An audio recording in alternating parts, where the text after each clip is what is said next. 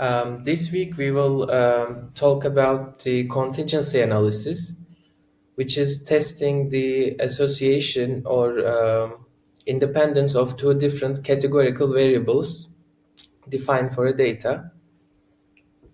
There are different ways of checking independence of two different variables. The one is the contingency test, and in the background it uses the chi-square test that we know. And there's another method called the Fisher's exact test, but it's only applicable to 2x2 tables, meaning two variables each having two different categories. So it is a special case, we can say.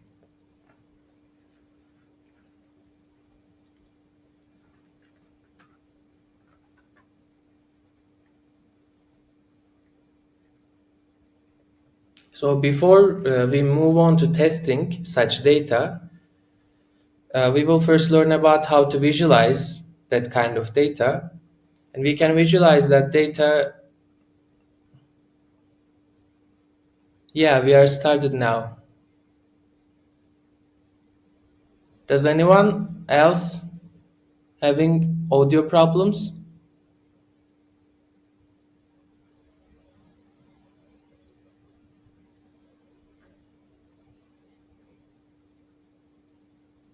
Okay.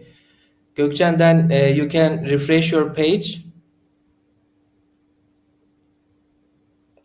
So I'm trying a different method for streaming today. So if you have any problems with sound, or maybe sound or video are not matching, one is lagging, you can just refresh your page. You won't lose any data.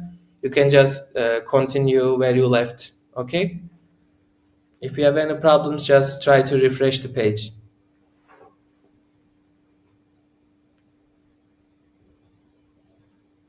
Oh, okay, thanks. Bye. Yes. Okay, I'm going on. So as I said, we will deal with two categorical variables today and test the association between them. But before moving on to testing, we'll first learn about how to visualize such data. And we can use a type of plot called mosaic plot to do this. And it will help us to have some understanding of the underlying nature of the data before we do the test. So we will reproduce this plot using the Titanic disaster data. This will be our first example. So please download this week 8 data from METU class and load it into your R environment so that we can do the tasks. So I will.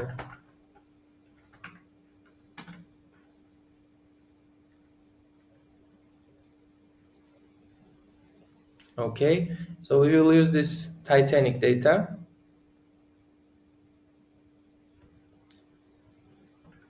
And let's see what the question asks. So, okay, in order for us to visualize the data like this, we first have to obtain the relative frequencies belonging to each category. Yes, I'm sharing the screen. If you cannot see, maybe you can try to refresh your page or try a different browser.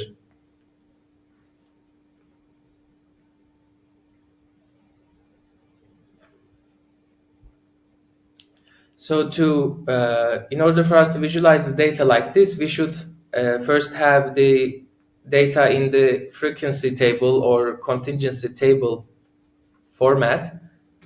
So let's first check how our data looks like. This is the data. And be careful with this capitalization.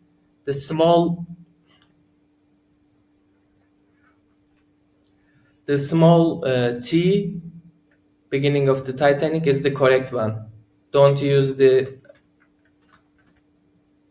capitalized T1, okay? It's a different data.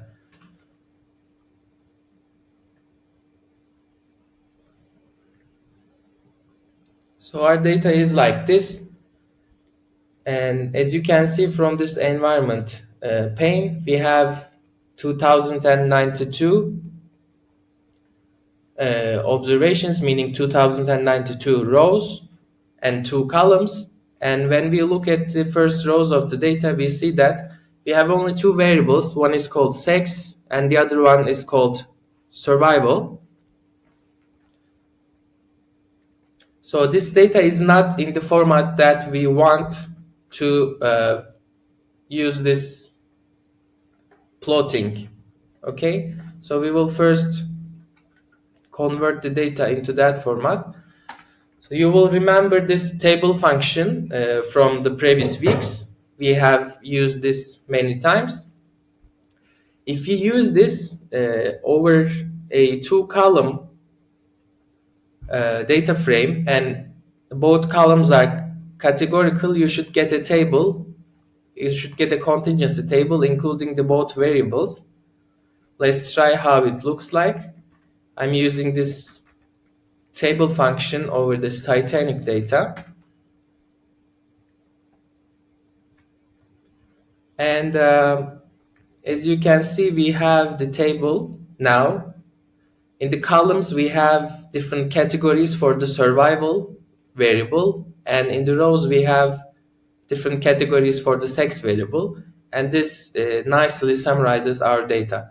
So since we will use this version of the data frequently, let's save it into a new object.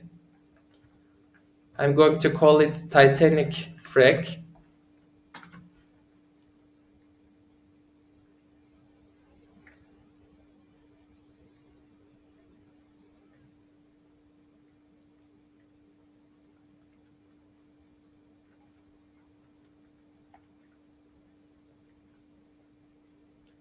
So we done this first step. We calculated the frequencies from the raw data, from the long formatted data, and saved it into an object. Then now we should draw the mosaic plot. The syntax for using the mosaic plot is simple. You just supply the frequency table inside this mosaic plot function, and it should pop up like this. Of course, you can use the usual parameters to, make your plot more appealing to the eye. You can change the colors, for example. You can have different labels. And the question asks us to add labels and color and the main title. So let's do that.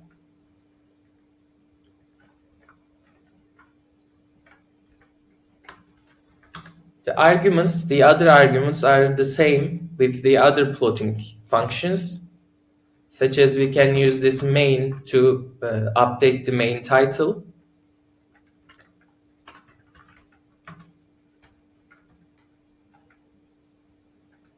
I'm going to give it a title as the Titanic disaster. I'm going to give colors. So since in each variable we have 2 categories, we should supply 2 different colors for R to understand and give the colors to the plot. So I'm going to use 2 random colors and plot this again and check the plot now.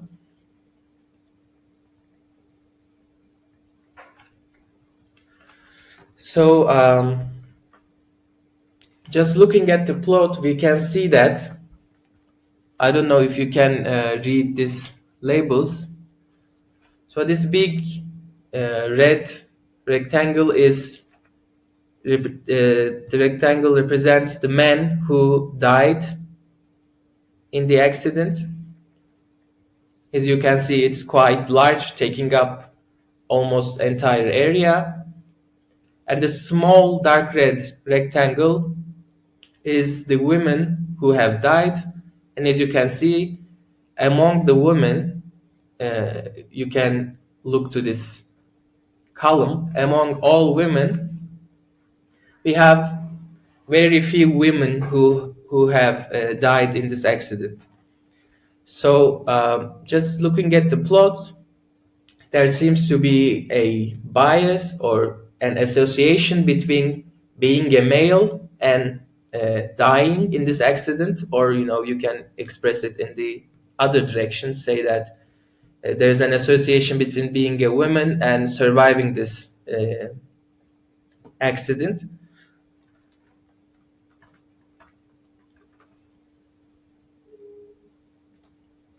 So in a minute we will move on to learning about statistical tests to test these situations.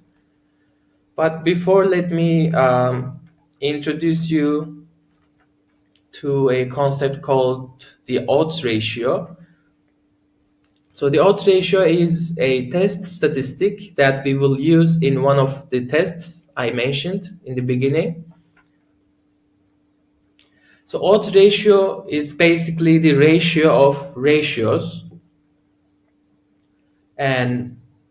or the ratio of odds of success. And odds of success are defined twice for different categories. So let me first say the odds of success basically means that the probability of success. So like in the binomial example, it doesn't matter what you choose as a success. I will use survival in this example. So odds of survival would mean the probability of survival, which mean that, so let me show you this. So we have the numbers of survived men and women. So if we were to calculate the odds of survival for men, we would just take the number of men who survived and divide them by the proportion of, divide them by the total number of people. So this is basically a proportion calculation in essence. And once you calculate the odds for both categories, if you divide them by each other, you will get the odds ratio. So this part is a little bit verbal. We will see it in the example and it will be more clear if you didn't understand.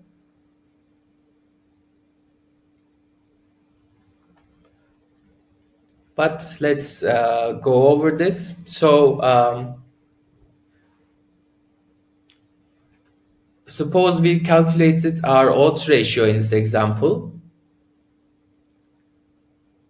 And if our odds ratio is greater than 1, and let me tell you again, odds ratio is can be defined in whatever category and whatever variable you want. It will change how you define success or failure. So in this example, we will define the success as survival, and we will first calculate the odds of survival for women, and then odds of survival for men, and then we divide them each other, and then we will get the odds ratio for women to be survived. So in this case, if we use those parameters, let's say, an odds ratio of 1 would mean that the group in the nominator, which is the women in this example, have higher odds of survival than the other group. And although this is important to know how the odds ratio is actually calculated and what it means, there's an easier way of calculating the odds ratio, and it's I think more easier to remember, since it's regarding the shape of a table rather than the meaning. So assume that you have a contingency table like this. You have one variable, let's say variable 1 in the rows and variable 2 in the columns, and you have two categories each. So this A number represents the number of observations that satisfy the category A for variable 2 and the category 1 for the variable 1, etc. I think it's self-explanatory. So if you have a contingency table like this, you can easily calculate the odds ratio by just taking, just multiplying the numbers diagonally and then divide them by each other. So as you can see, the formula is like this. If you multiply A and D and divide that by multiplication of B and C, you will get the odds ratio for this, meaning you will get the odds ratio for category A and category 1. So when we do this in the Titanic example, it will become more clear. So we are going on with this Titanic data. This time we will calculate the odds of survival for men and women by hand first, using the first formula I show you, and then we will see what will happen. So going back to our studio. So we already have the data as a frequency table here in this object. So we can use this data.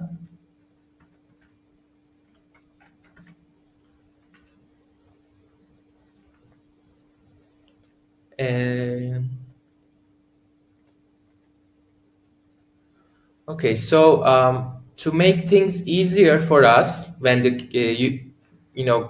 calculating the odds ratio by hand,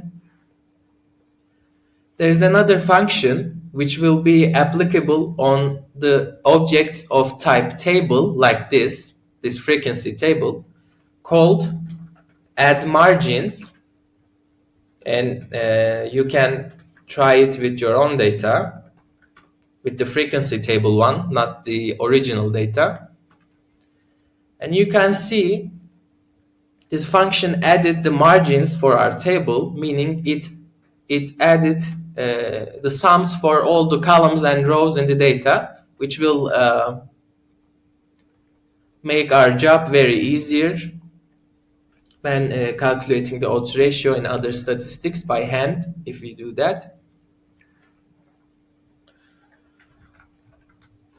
So I'm going to save this too into a different object, Titanic Frec M, standing for margin. Okay.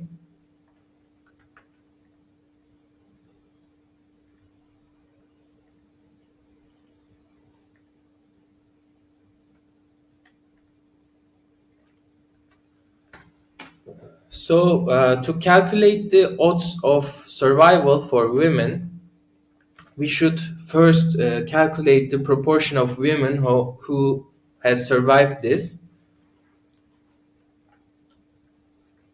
Let's say odds of survival for women.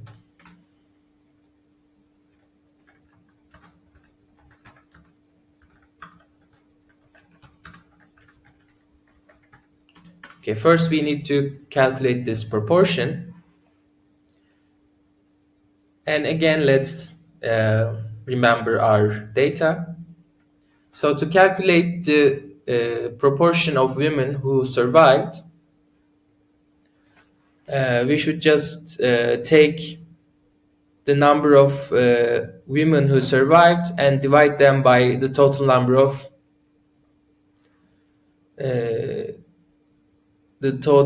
of people. So to do that, let's call it PW or P women.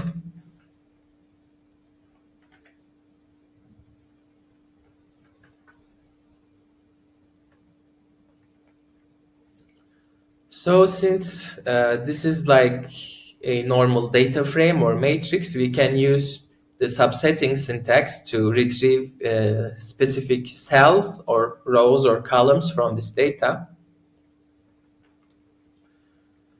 So this will be a fraction, right? So in the denominator, I want the number of women who survived. This should be, so let's count which row the women lies in, the first and the second, right? And which column the survived numbers are lie in the first and second column. So the intersection of second row and the second column would give us the value we want.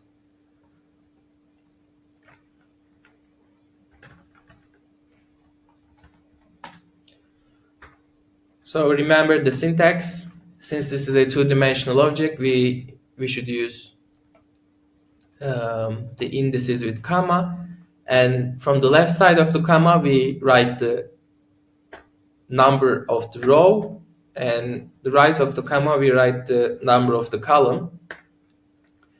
So this second row, second column would give us the number of women who survived, right? And in the denominator we want the total number of women, which is denoted here. So see, we don't need to make any calculations since we have the table with margins already calculated. So in the denominator, we want this to calculate the proportion of women who survived.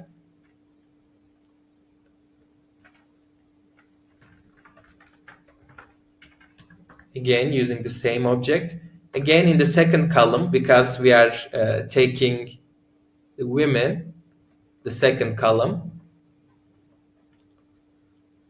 But this time we want the second row, and we want the third column, which is the sum of this second row, meaning the sum, the number of all the women.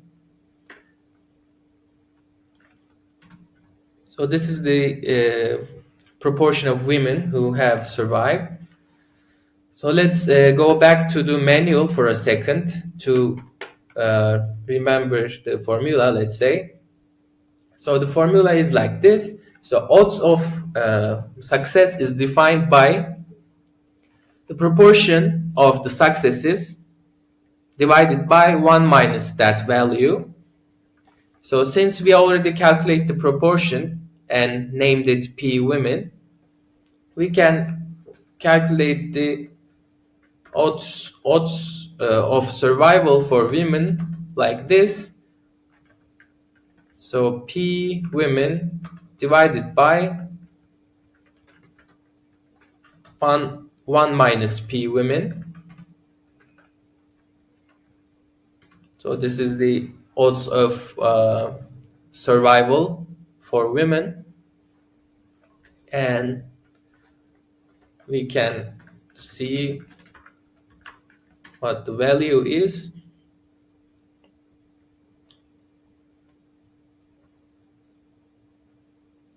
It's nearly 2.9, as you can see.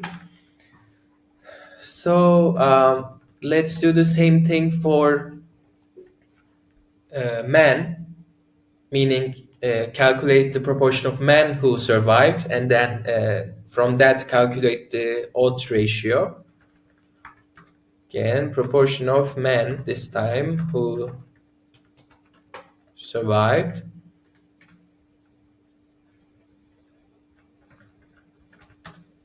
Using the same naming conventions, let's say. So this time we will use men, and let's see in which row the men data lie. In the first row.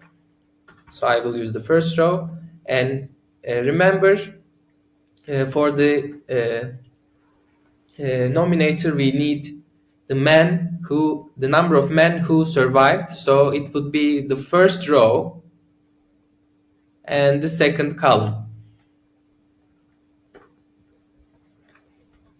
And again, we should divide that by the total number of men. calculate the proportion.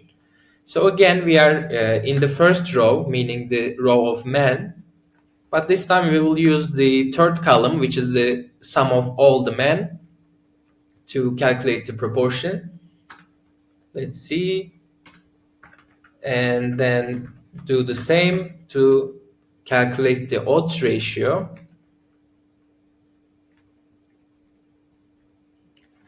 Okay, I saw the questions now. So odds meaning it's used in the regular language. Also, odds meaning a chance or probability of something. So odds of survival would mean that probability of survival.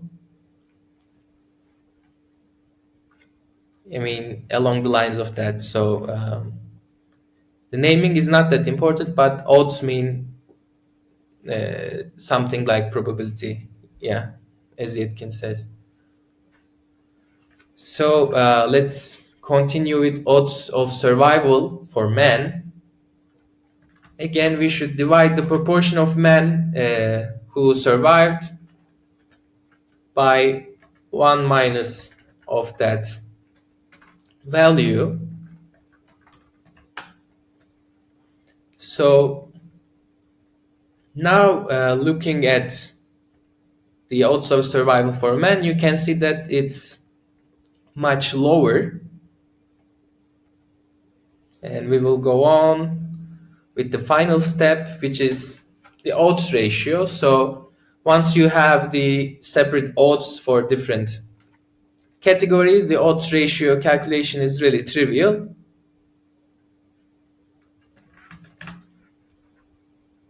So if we want to calculate the odds ratio for women to be survive, we should use the women in the numerator and the other category, which is men, in the denominator. So this would be our odds ratio. Let's see.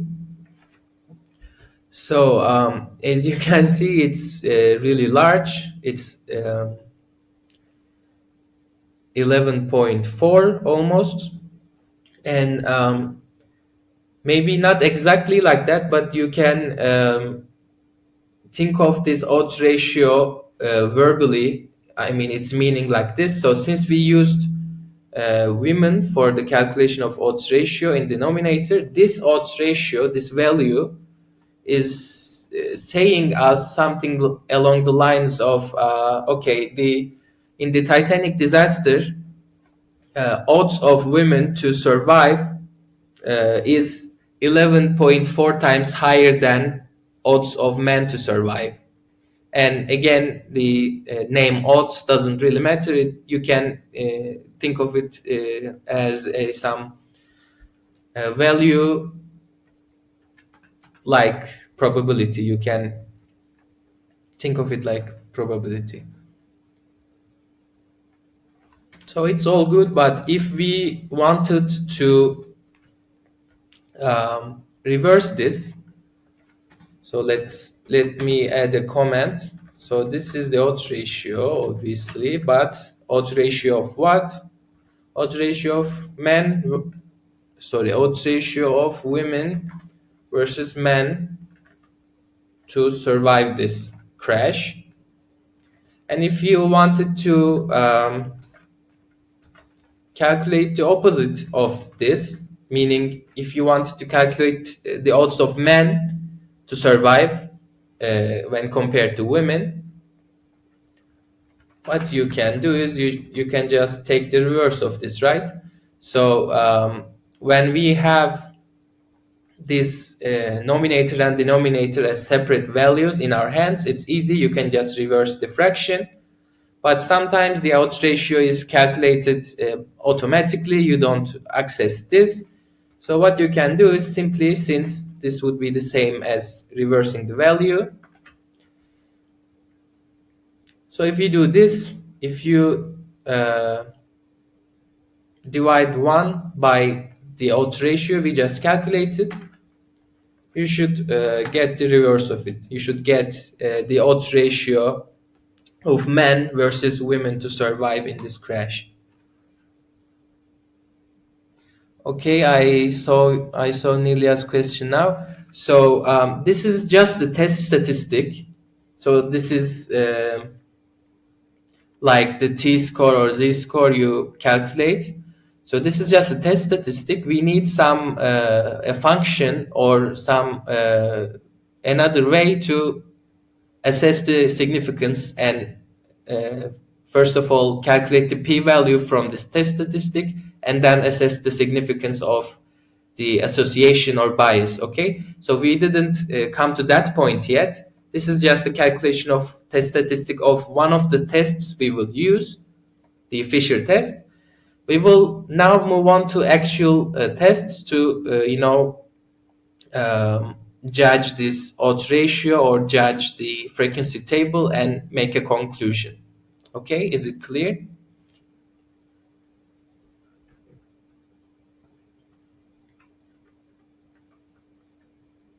Okay.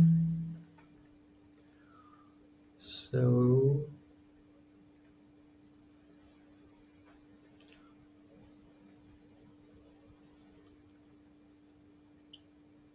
okay, we completed this question. The last part asks, did any of the two sexes have higher odds of survival when compared to the other one? Yes, we saw that, right?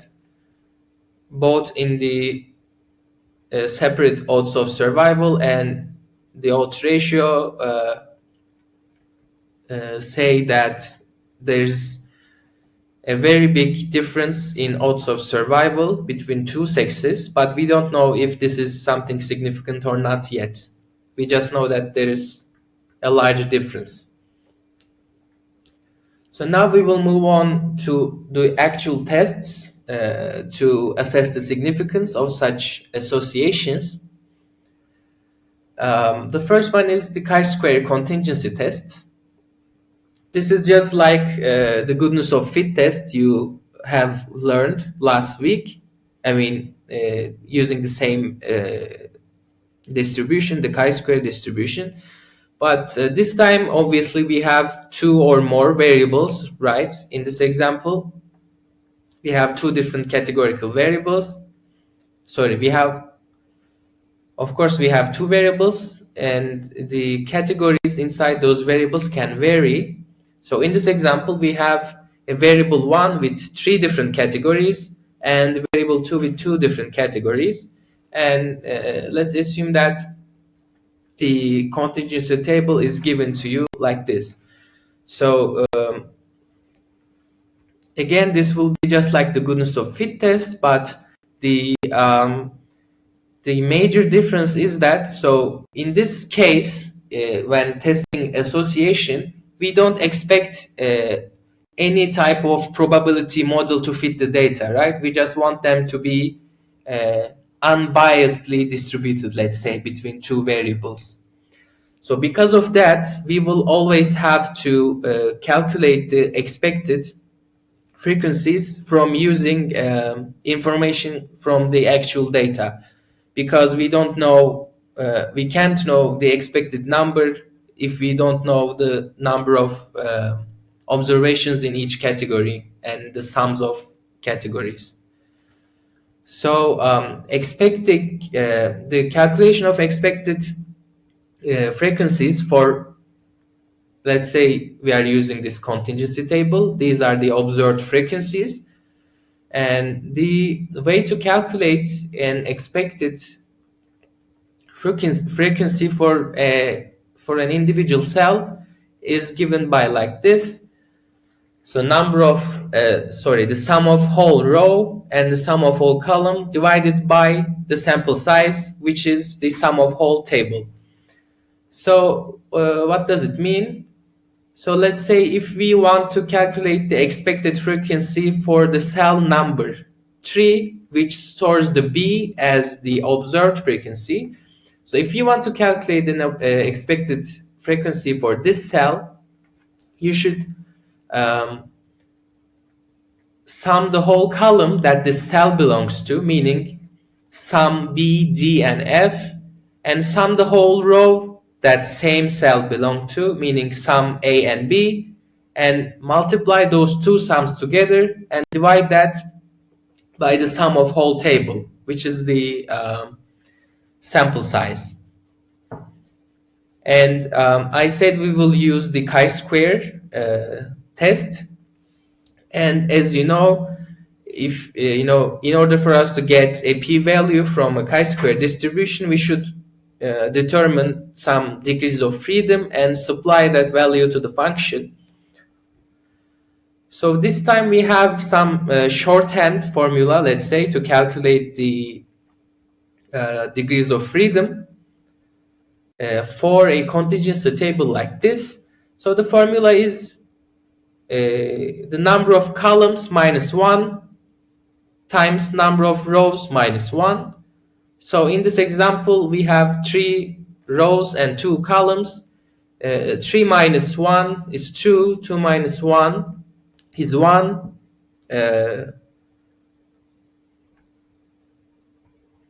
Multiply them and you will get the degrees of freedom, basically. So to use this chi-square contingency test, we will move on to another example, another data, which is stored by the name of worm in your RData file, if you have loaded your RData file into your environment.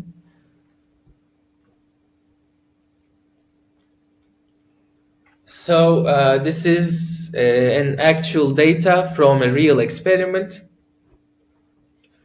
There's some worm species called trematode, and this species is a parasite worm, and it lives inside several different hosts throughout its life cycle. You can see the life cycle demonstrated like this. But we will be interested in only the number 5 and 6 steps of its life cycle. Basically, this worm infects some fish called killifish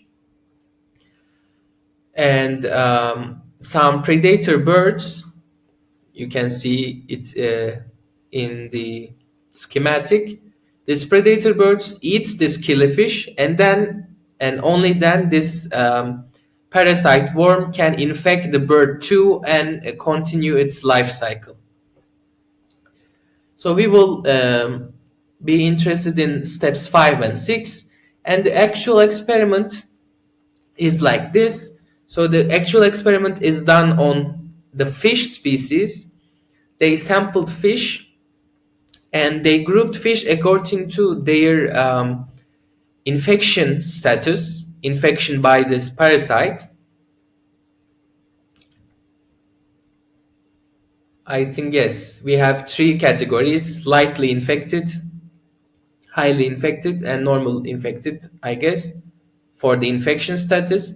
And for the predation status, we have 2 categories: eaten and not eaten, meaning that particular fish, whether it's eaten by the predator bird or not. So once we move on to the data, it will be more clear. So we can move on to the chi-square contingency test part, and then we are using the worm example. Okay, again, let's see what the worm data looks like.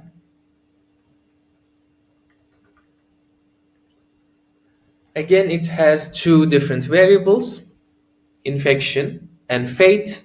Fate meaning if that fish has been eaten by the bird or not.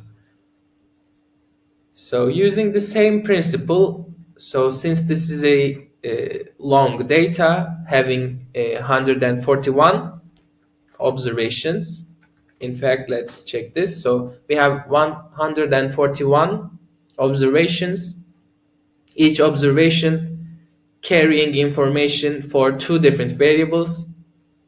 One is infection status and the other one is the fate. So since this data is in the long format, we can use the table function again to create a contingency table out of it. I will call this worm frec, similar to the Titanic, and use the table function over the worm data. And let's see how the table looks like.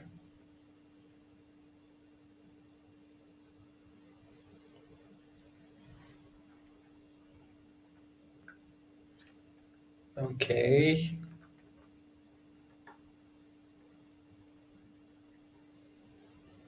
Okay, so the question asks, after summarizing, meaning after creating this frequency table, we should visualize this data to get a more intuitive understanding of the data.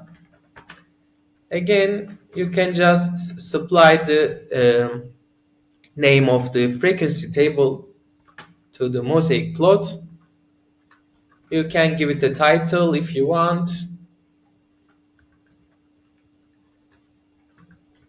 I will call it worm versus killifish. Not, maybe it will be confusing. So let's say it's the worm data. And then we can give it a color or leave it blank. It will be gray. But since these different rectangles represent different categories, it's a good practice to give them different colors. Even if those colors are just black and gray, it would be very nice to have a clear visual separation between them.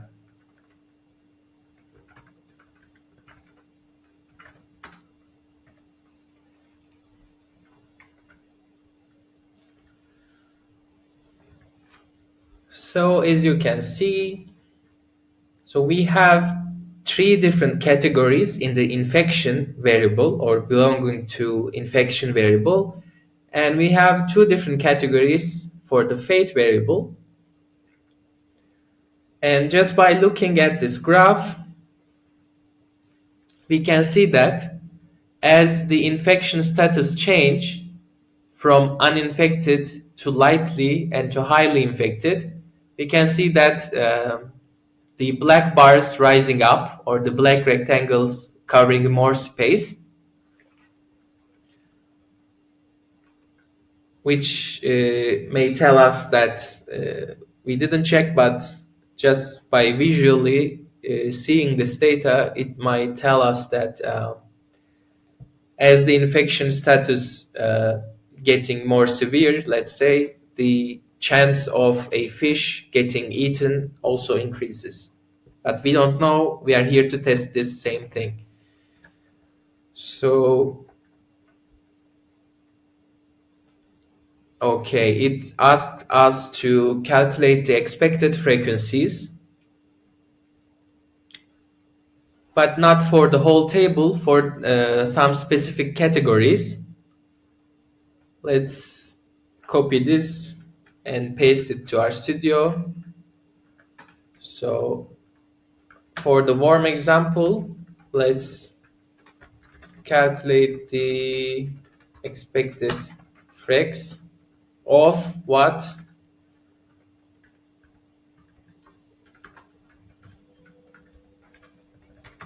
Of these categories.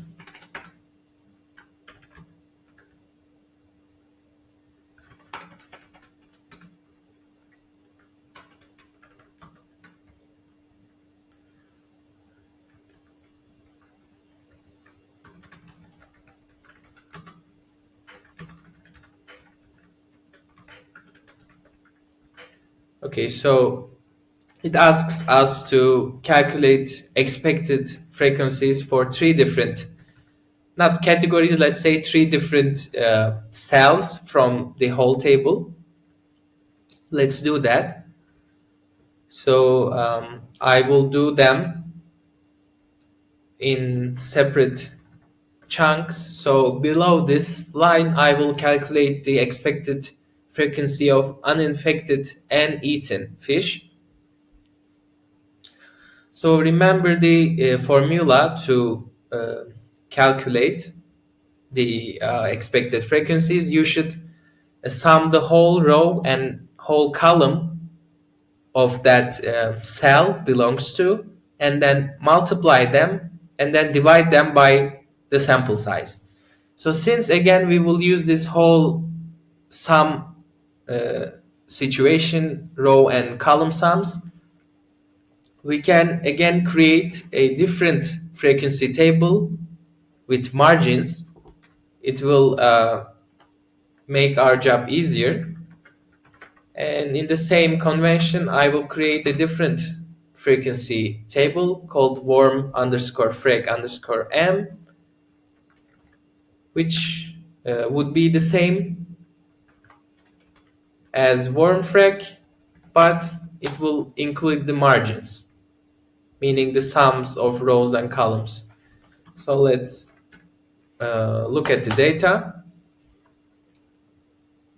Of course, we could have done that with using sum function over some specific rows and columns, but this will make our job easier, I think. So, okay, let's go back to the question. So we should calculate the expected frequency of uninfected and eaten.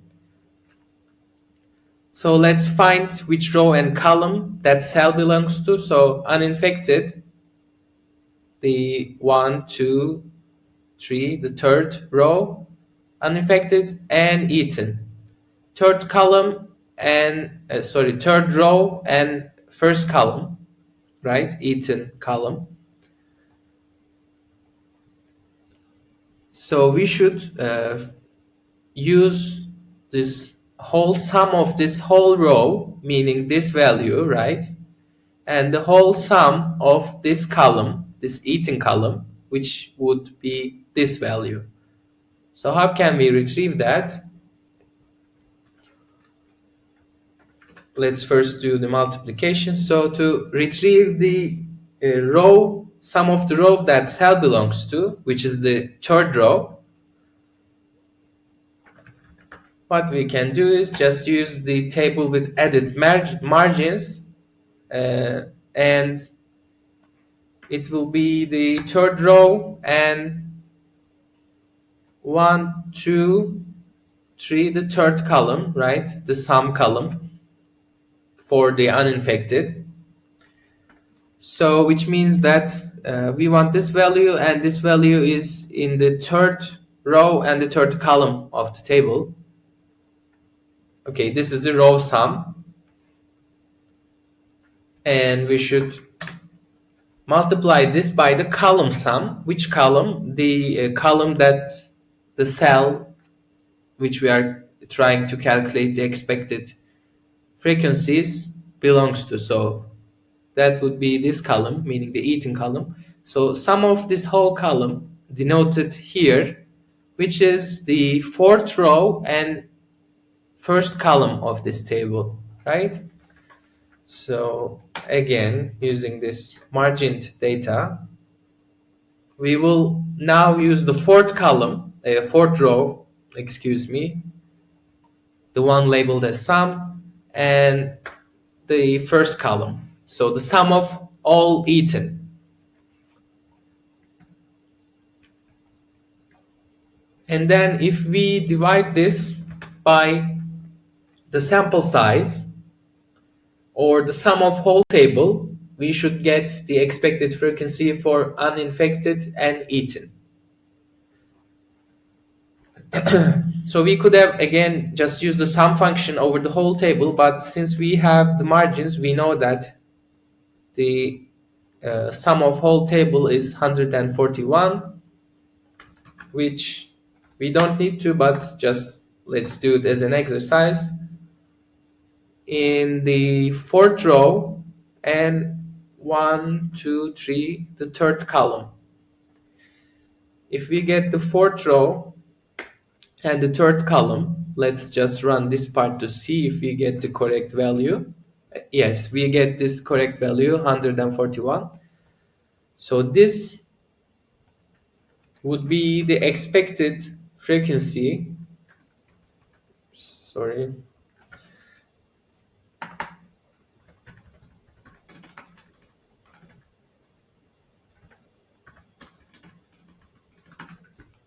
Okay, this would be the expected frequency of uninfected and eaten. Okay.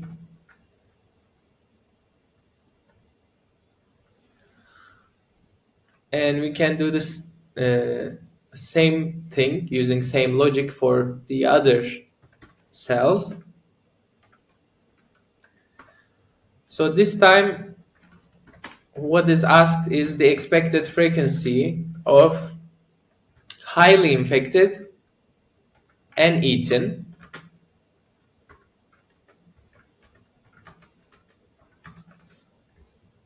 So let's fill this formula in. So highly infected and eaten. So let's first locate the cell in the table. Highly infected is the first row and eaten is the first column. So we want to calculate the expected frequency for the cell in the first row and first column. So because of that, we should use the sum of first row and the first column and multiply them, right? So the sum of first row is the last column of the first row, just as above. So we can use the first row and the third column, which is the last column in the data, and then multiply that by. This time we want the sum of the first column, which is denoted in the table in the fourth row and first column, meaning sum of eaten, which is the same as the second operand above, right? So again, the fourth row of the first column, and divided by, again, the sample size that wouldn't change from value to value. Okay, this is the expected value of highly infected and eaten.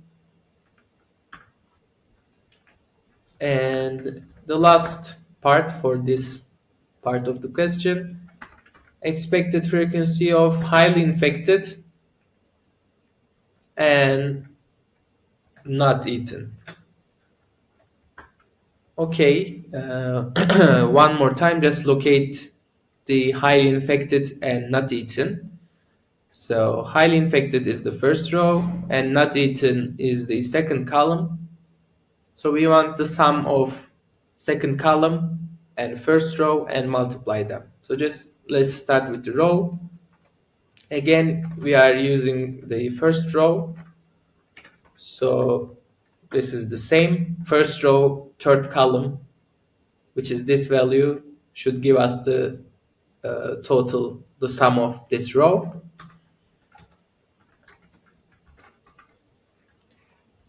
And multiply that by the sum of the second column, because we are trying to get the expected probability for highly infected and not eaten. Okay, the sum of second column lies here, as you can see, which is the fourth row and second column. And then, of course, the sample size, again, would not change.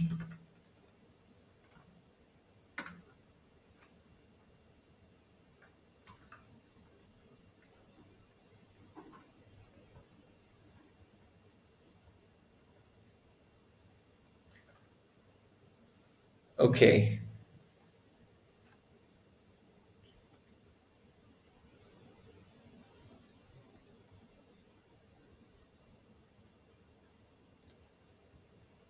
So now we will move on to do the actual test. So this was just to show you how to calculate the expected frequencies from the data. And let's just take a look. Expected frequency for uninfected and eaten is 17, uninfected and eaten, but we see 1. So we see much less in the real case. Okay, etc., etc. We could have just go over them one by one, or we used our magical chi-square test function. So we calculated these probabilities by hand, but actually chi-square test has a way of calculating the exactly same expected frequencies if we are using the contingency test. And it's very easy. You just supply the frequency table.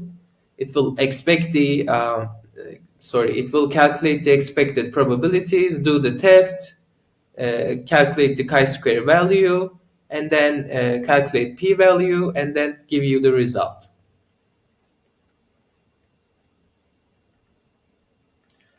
And we learned how to determine the degrees of freedom from this table, but this will be also unnecessary, since this chi-square test would also calculate that and incorporate that into its testing. So let's enough talking. Let's see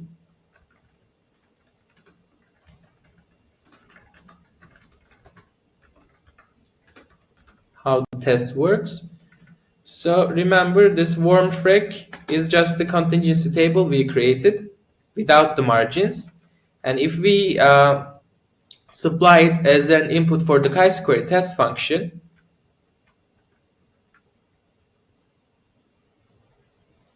you get a result like this.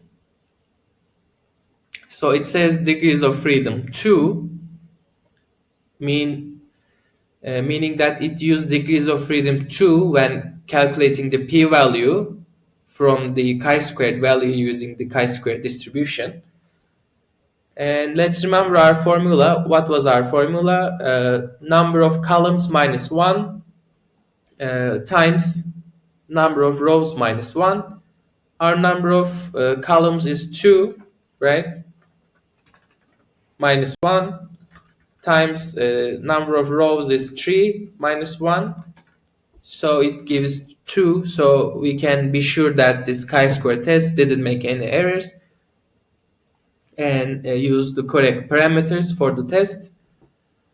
So come to the result of the test. So it says that we have a chi-squared value of 69.8 something, and our p-value is around 10 to the power minus 16. So it's a very low p-value, right? And again, if we assume, or if we just follow the convention and remember this 0.05 for the threshold value, let's call it warm test, and I will save this object to show you some different attributes. So first, check the p-value, whether it's smaller than our famous threshold, right, or not. It's obviously less than the threshold. You see, this is a very, very, very small number. And the other good thing about chi-square test is, if even though you don't want to do the test itself, sometimes you cannot do the test because of the assumptions.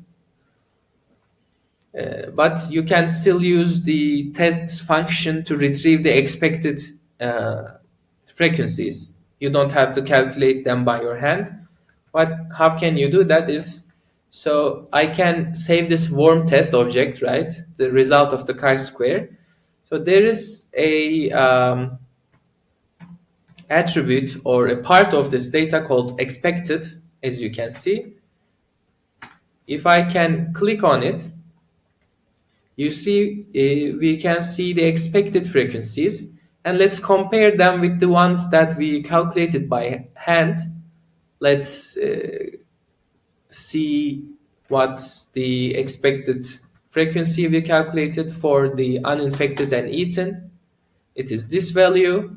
And as you can see, uninfected and eaten, look at this value, they are the same. So we don't need to use the use the expected frequencies calculated by the chi-square test function. So in the manual, there are some little more questions. In this example, it asks, what is your test statistic? So this is a chi-square test. So our test statistic should be the chi-squared value, right? So this is again a measure of how deviant our observations when compared to our expectations. But by itself, it doesn't mean anything, right? We should convert this to a p-value using correct distributions, correct probability distributions, and determine the p-value accordingly, and then we can make a decision.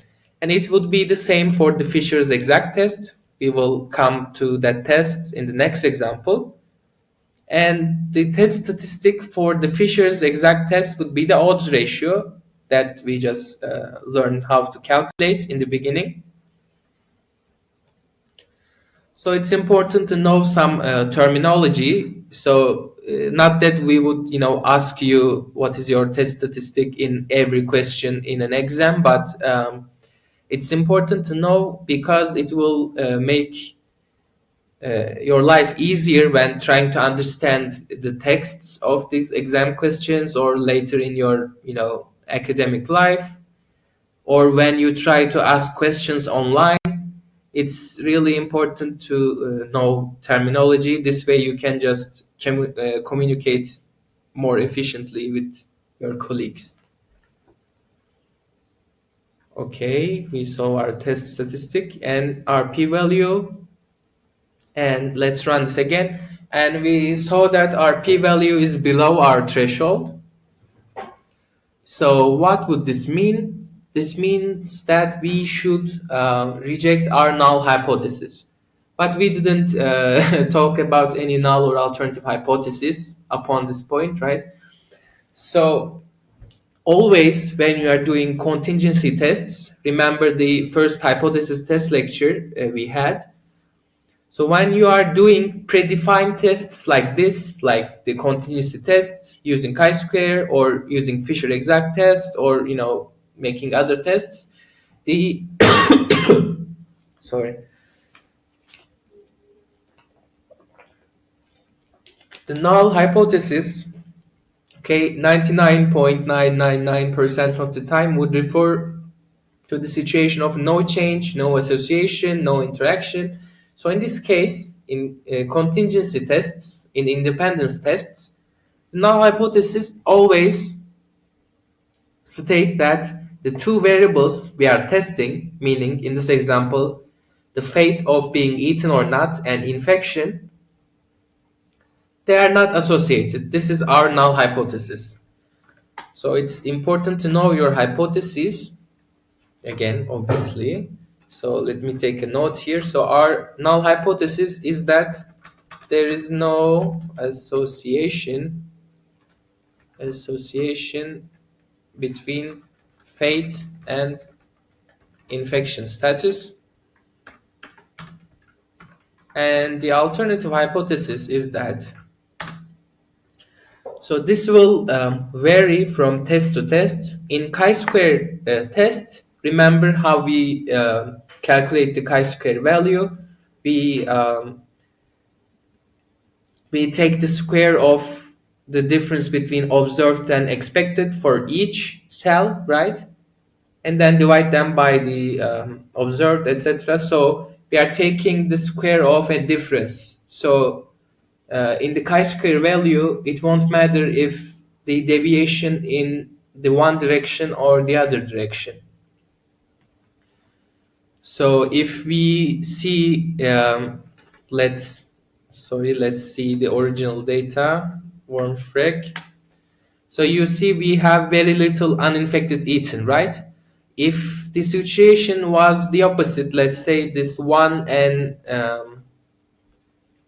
49 would have switched places in our actual data, the chi-square value probably wouldn't change. So the chi-square value and the chi-square test is always one-sided. Okay, it's always the test statistic itself is one-sided. There is no negative chi-square value. So our alternative hypothesis should be then there is an association.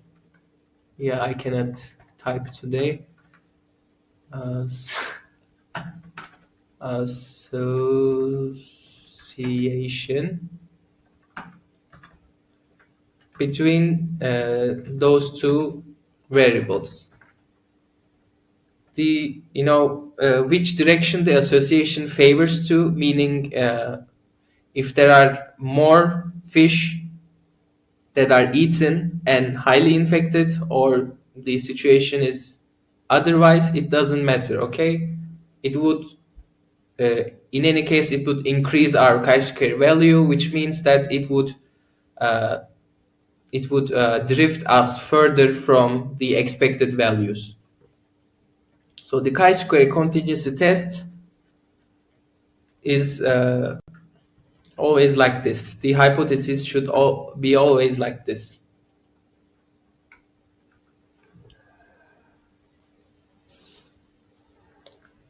Okay. Then we will move on to the Fisher's exact test.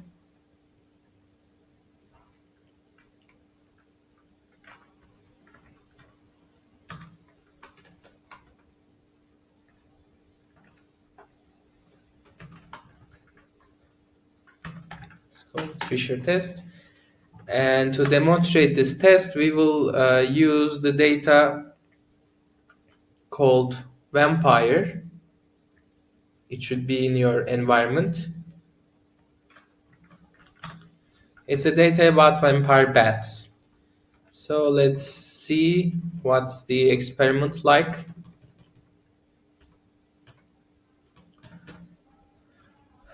Okay, before moving on to the data, I think it's good to reiterate these points. So I said in the beginning of the lecture, so Fisher tests is only applicable to 2x2 contingency tables. Yes, Khan, the trick is that, so since you are taking the square when calculating the chi-square, as the name suggests, it doesn't matter if the observed values are higher or the expected values are higher. It doesn't matter. So the hypothesis should always be like there is no association and there's an association, or the variables are independent and the variables are not independent. We can only say that by using the chi-square test.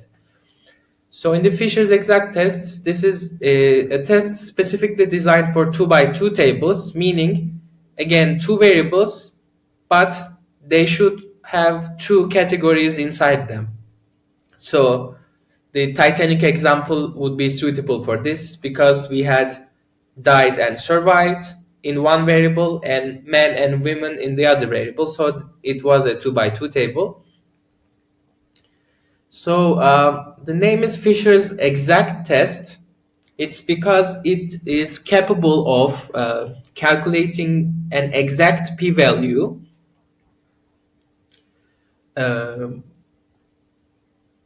whereas the chi-square test actually provides you an p-value estimate, which is highly accurate, but still, if you have a 2x2 contingency table and if your data satisfies the assumption of this Fisher test, you should always use Fisher test since it's more reliable, and it's more reliable, and I think we will come to that, but it will give you more information on your data when compared to the chi-square value. you can specify the direction of the association if you want in this Fisher test. That's one other example. So what are the assumptions? Let's see. So this time it says that none of okay, so this is the assumption of the chi-square test. Okay, I think we don't have any specific assumptions. Just the table should be 2 by 2 table. Okay, so for the last example, did I forget? Okay, so yeah, thanks. Sorry, I'm just backing up. So we tested the association between the infection status of this fish and the fate of being eaten by its predator. We tested the association of those two variables with chi-square test, and we saw a very significant p-value. And our null hypothesis was there is no association between these two variables.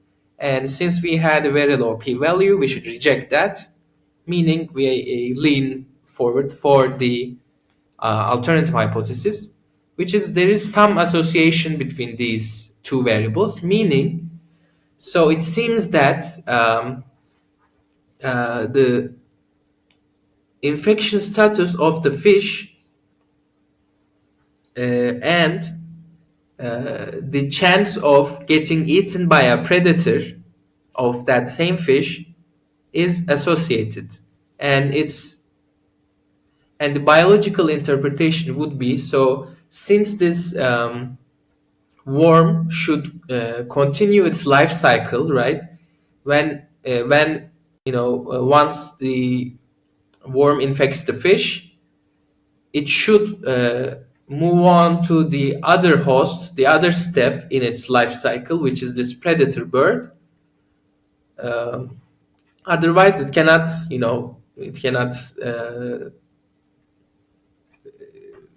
go on to exist in this world, let's say.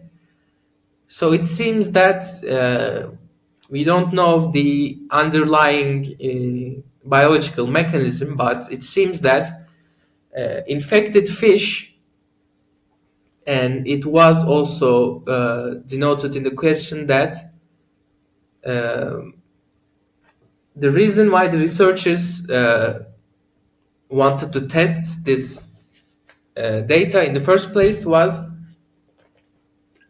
they saw that infected fish was more, preferring to swim to close, swim to close the surface of the water. They see such a pattern without collecting data, and they said this is stupid, right? So if they swim so close to the surface, then those predator birds would come and hunt them. So why would this animal would do something like this? And the hypothesis was infection of this fish by this parasite change its behavior, change the behavior of the fish, so that this fish could be easily get predated by the bird, and this worm should continue its life cycle. So it's a very it was a very convoluted answer, but you get it right. So the biological interpretation is that somehow this infected fish more, tend to swim into surface and get hunted by the birds, basically. Okay. So moving on to the Fisher's exact test. So let me reiterate. So this is a more reliable test if you have 2 by 2 tables. And with this test, you can test the direction of the association, let's say. You can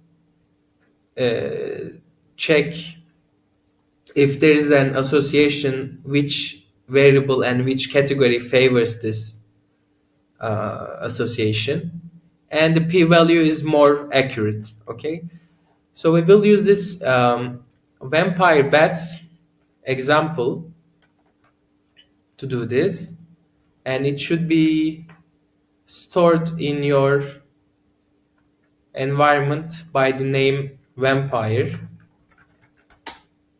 like this. So it has two different columns. One is called asterisk, the other one is called bitten. And let me tell you a little bit about the experiment. So as you can, as you know, we have some different species or genus, I don't know, of a bat called vampire bats. They actually go and bit and suck up blood from mammals. So in this example, this vampire bat, it says that this vampire bat feeds on, meaning sucks blood, of domestic cattle, which is cattle. Okay, so among the cattle, they know that. Sorry, the question says cat. It should be bat. The bat prefers cows to bulls, meaning it prefers female cattle to male cattle. And this trend make the researchers, suspicious about if there is some kind of hormonal signal these bats respond to, and find their prey, let's say. So they did an experiment. They compared the number of bite events, let's say number of times, not number of times, but they recorded for each cow two things. There are two variables. The one is if they are in estrus or not. Estrus is the heat, or it's kızgınlık in Turkish. So it's the time when the female is, it's full with hormones to mate with the males. So it should have a very big load of female hormones. And the other variable is that if that cow was bitten by a vampire bat or not. So, and what it says, so what they want to test is that do cows in estrus, meaning do cows with more female hormones, have higher chance of being bitten by the vampire bats. So let's go back to R. Okay, so this is how our data looks like. You have two variables. And again, we should convert this data to a contingency table, right? I will call it vampire F. So again, we will use the table function as always and supply the data and look at the table. So we have a contingency table like this.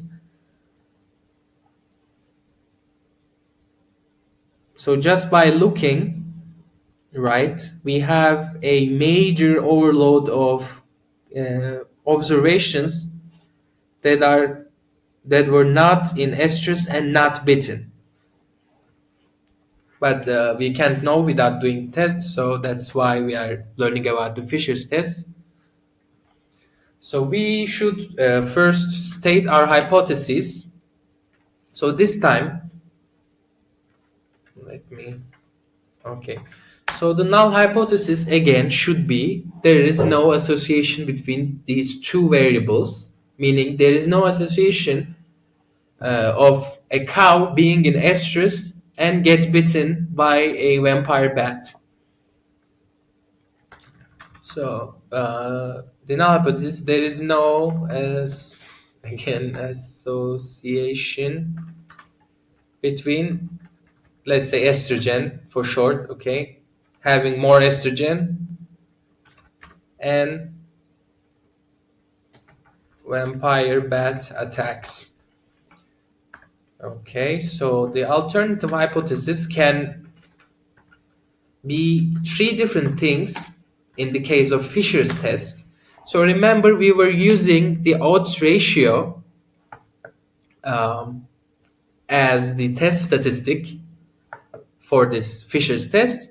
And again, remember, the odds ratio can be phrased or rephrased in any way you like. So it can reflect the chance of cows who are in estrus and getting bitten, or the other thing. So you can express some direction in the deviation you are measuring, right?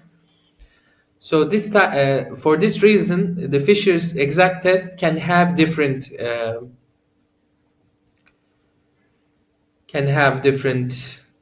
directions for the alternative hypothesis, basically. So what was the research question? So they want to specifically test if being in estrus increases the chance of being attacked by a bat. So this clearly has a direction. So we can say that we can express this in many ways, but we can say that odds ratio. But what odds ratio? Odds ratio of bats being estrus versus not estrus getting attacked by the bat, right? The cause of being estrus or not versus not estrus in regard to be getting attacked. So this odds ratio, if we follow this question, if we want to test whether this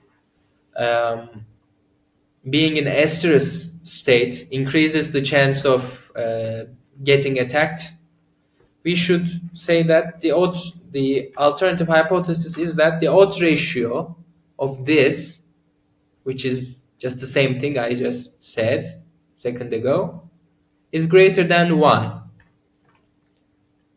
Right? This should be our alternative hypothesis. So let's give me a second. Okay.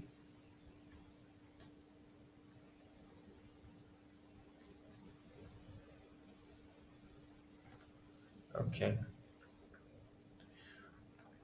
So now we can move on to do the Fisher's test, and just keep in mind our hypothesis. Okay. So again, like in the chi-square test example, the data is given into the Fisher test as a contingency table, which we created and saved as the vampire F. And let's see what other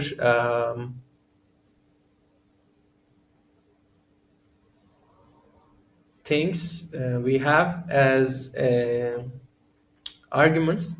So one thing I forgot to mention is that, so in the lecture notes we say that this Fisher test is specifically for 2x2 tables, and you cannot apply this to any kind of data.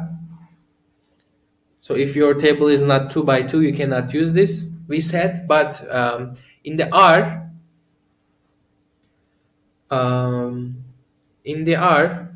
the Fisher test is not just the Fisher's exact test as we know it for 2x2. If you supply it by, if you supply this function with a, let's say, 2x3 or 2x5 contingency table, it would still produce some output. It would calculate the p-value, but it wouldn't be an exact p-value. Okay, so if you try at home and see that, okay, I can use the same data I used in the chi-square in the Fisher test also, and it gives me no errors, Just don't fall for that, okay? We use only the 2x2 tables for the Fisher test.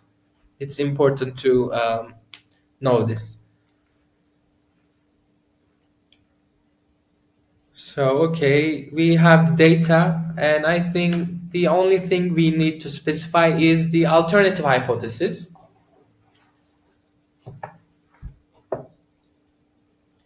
So, just by guts, what should be the alternative hypothesis? So, our test statistic is the odds ratio, and we want, actually, don't want, but we test if the odds ratio is statistically different and statistically greater than 1. So the alternative hypothesis should be greater. But there is some catch to that. I will explain. So let's first see the result. So it says the odds ratio is 108 something. And the p-value is again very small, really significant. So in the beginning of the lecture, I said to you that you can calculate the odds ratio in any way you want, right? Switching the categories orders, you can calculate the odds ratio representing different, actually opposite things.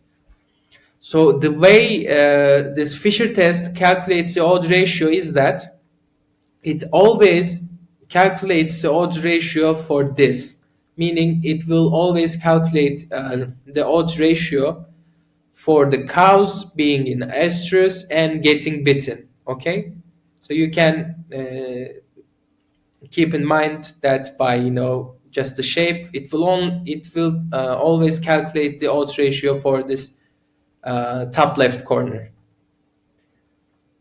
And since our hypothesis was exactly that, we didn't need to do anything. But if our data was different, we should have done something in that case. So if you in the exams or okay, I will explain why we said greater. Now it will be more clear. So this is our table. You can see. And we supply this table to the Fisher's test, and the Fisher's test will calculate an odds ratio, and it will calculate the odds ratio for the cows being in estrus and getting bitten by the vampire bats. So odds ratio for this, if the let's put it this way, so this arguments alternative, greater, less, or two-sided always refers to the test statistic and the distribution of the test statistic, right? So if you are using chi-square distribution, the chi-square test, it will be in regard to chi-square distribution, and which side of that distribution we will include, whether we will include the sites that have greater chi-square values or less chi-square values. So this expresses that. So in this case, since Fisher test uses odds ratio as a test statistic, the alternative greater would mean that we will test for that odds ratio being greater than 1. Why 1? Because the test's null hypothesis would be always an odds ratio equals to 1. So, and why we said greater in this example? Because we want this to be greater than 1. Remember, the odds ratio for cows being in estrus versus non-estrus getting attacked. So again, verbally speaking, this would mean that the relative chance of getting bitten of the cows based on they are being in estrus or not. So if this ratio is very, very, very high, it would mean that the chance of getting attacked by vampire bats is higher if you are in estrus. So that's why we said greater in this part, because we want to test the alternative hypothesis such that this odds ratio is greater than 1. So what was I saying?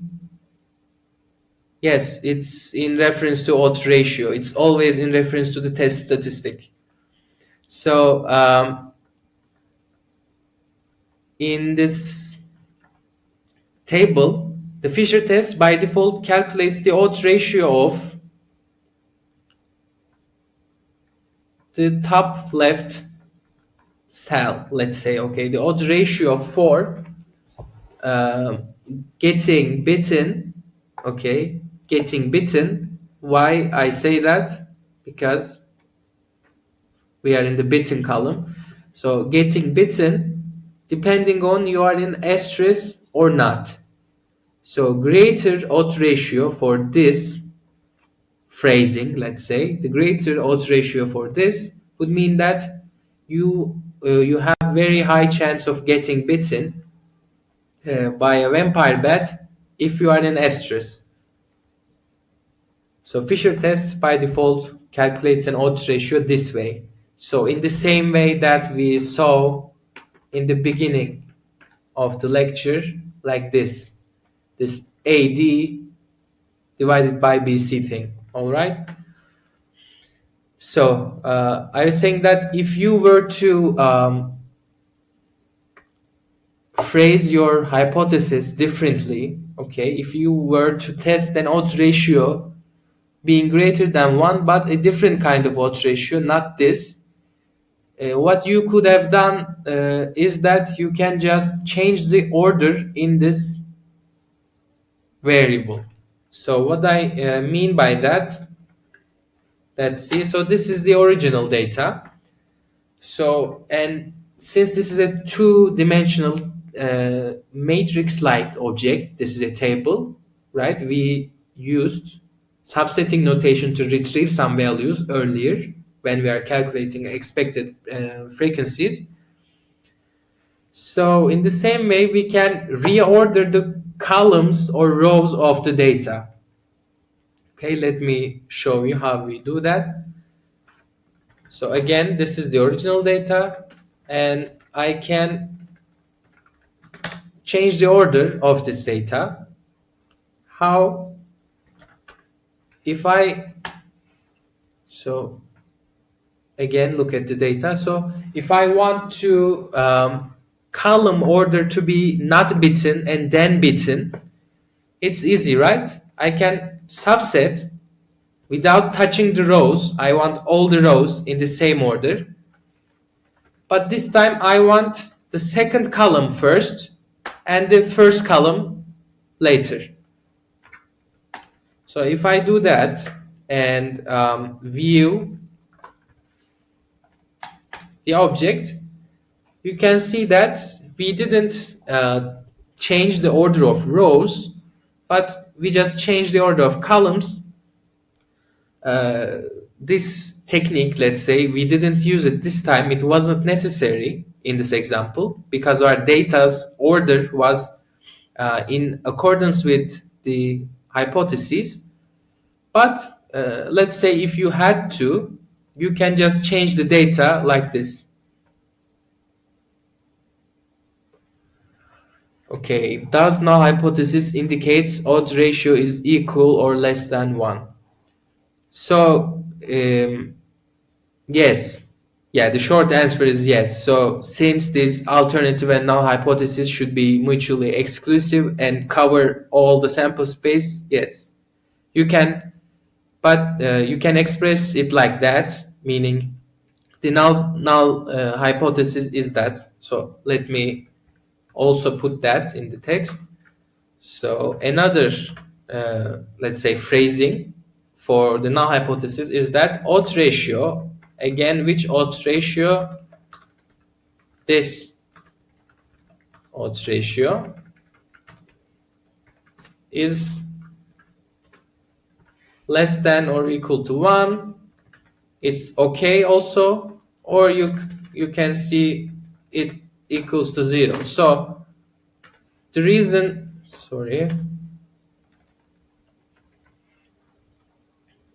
this both is okay, since you don't since you always, even if you are using a probability distribution yourself and calculating the p-values from the tails yourselves, you always act according to the alternative hypothesis. Okay, it doesn't matter, it doesn't change your calculations. This is just a convention, let's say. I prefer to express it this way, but both are okay. So there wouldn't be any, let's say, we wouldn't count your answer as wrong if you have written the null hypothesis as like this or this. Okay, let just be sure it's in accordance with your alternative. So if your alternative is not equal to 0, your null hypothesis cannot be like this. Okay, in the one-sided case, in the hypothesis tests, in any kind of hypothesis test, I think you can express your null hypothesis in both these ways. They are both acceptable.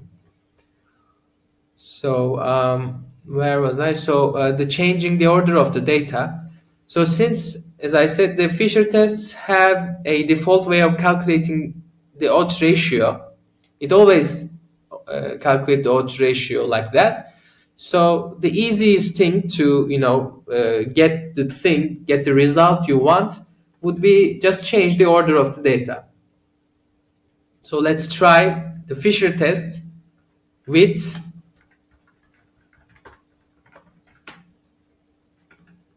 So let me just reformat this text, sorry. So again, let me say it, alternative way with the reverse table. And actually move this to here. Okay, so the alternative way of testing this would be, so look at the hypothesis. So there are different ways of saying the same thing in statistic, right? There are many ways of saying the same thing, but using different words or using different references. So, sorry. So the null hypothesis is the same, meaning odds ratio equal to 1. But for the alternative, we could have, let's say, odds ratio less than 1, but which odds ratio? This time,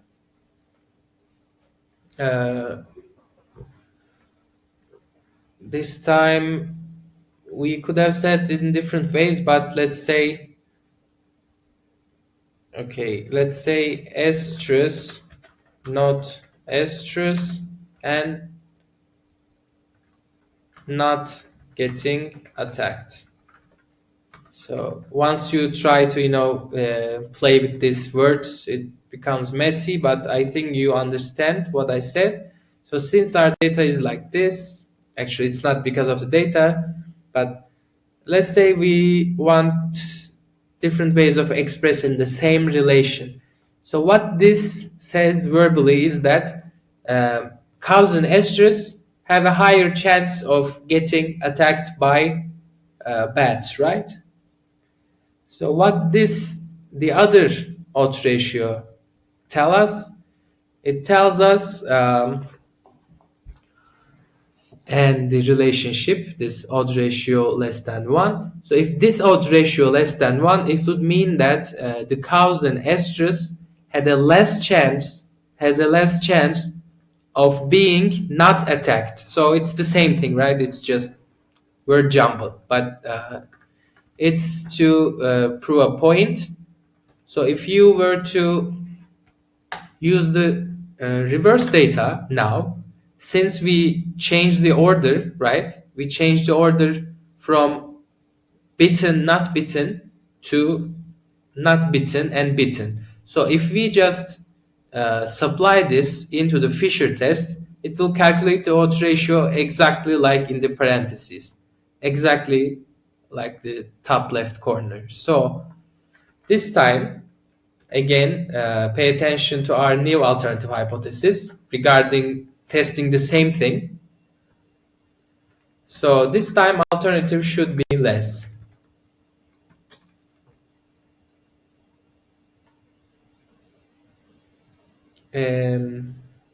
Okay, so let me run these two alternative Fisher test runs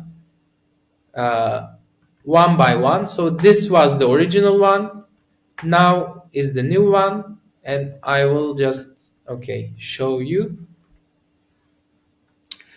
So the original one was in regarding to odds ratio of being in estrus and being attacked greater than 1, and the other one is verbally it was testing for the same thing, right?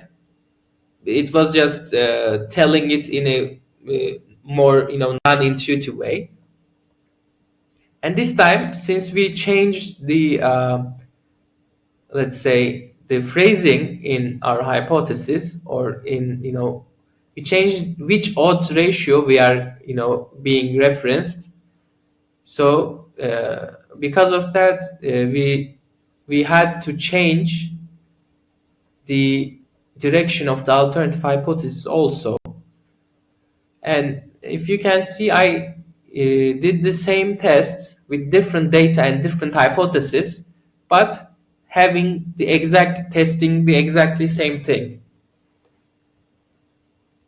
So if you look at their p-values, right, they are the same. So the decision I would make would be the same. And this is the power of Fisher test. You can play with your data and the direction of your hypothesis, as much as you want, and give the exact result you want to get. Get the exact result you want to get. So there is just one small thing about the odds ratio. So in the first test, in the test that we checked if the odds ratio greater than 1 for the cows being in estrus getting bitten, the odds ratio, the real odds ratio, was 109 almost. And in the reverse case, the odds ratio was like this. So just remember the first things we have seen regarding the odds ratio. So we say that if we want to change directions for the odds ratio, we can just divide that odds ratio, just take the reverse of it, let's say, and then get the odds ratio we want. So let's see if those two odds ratios, let's call it Fisher test 1, Fisher test 1, the original one, the Fish test 2 is the one with the reverse data, and let's compare their odds ratios. Fish test 1's, so if these two things referring to the same thing biologically, but just a different way of phrasing it, their odds ratios should be equal when we reverse them. So fish test 1's odds ratio. So there is nothing labeled as odds ratio, right? How we can know what is the odds ratio is. So these values usually named in a standard fashion for different test functions. So p-value is always the p-value, confidence interval is the confidence interval of the test statistic. And sorry, not the test statistic, but observation, I guess, I don't know, the test statistic, yes. And the estimate is the actual test statistic computed from your sample. So since the test statistic of Fisher test is odds ratio, this should give us the odds ratio of the first test, and this is the odds ratio of the second test. Let's, you can see they're labeled as odds ratio. So let's check if the first odds ratio equals to the reverse version of the second, or vice versa. Sorry. Okay.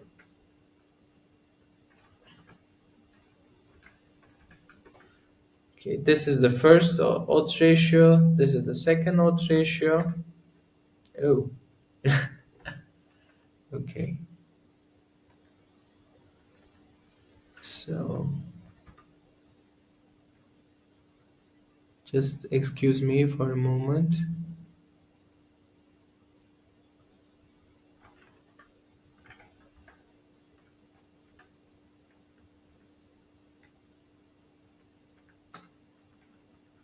Okay, it's just a rounding error, basically.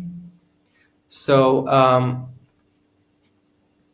these two odds ratios, they are biologically referring the same thing, but the hypothesis, the phrasing, the verbal statement of the hypothesis are just focusing on different aspects of the data.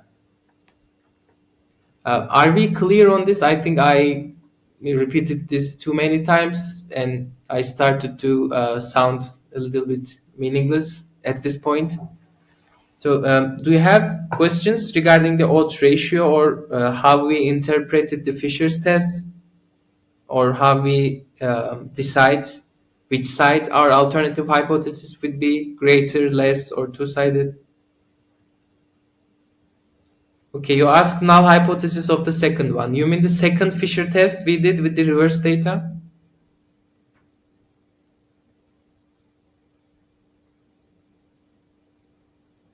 Okay. So again, it's the same question you ask, basically. So, okay, so this is the second version of the test we did, and the null hypothesis. So I said the null hypothesis is that odds ratio is equal to 1, but in the same way I said for the first one, you can you can also phrase this like this. So the real odds ratio is greater than or equal to 1. It's okay.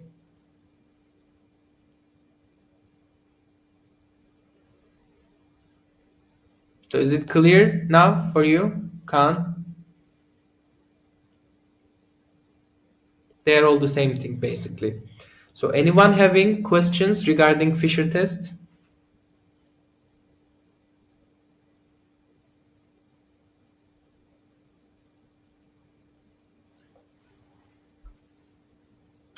Okay. Seems like we don't have questions. Then we will. Okay, so the in-class examples and topics ended here, and we have 3 exercise questions. Please try to solve them, and you can email me, okay? If you can't solve them, I will help you. But please, if you get any errors running your code or you don't get the result you want, just have a very verbose email, okay? Very explanatory long email so that we can understand what went wrong and how can we help you.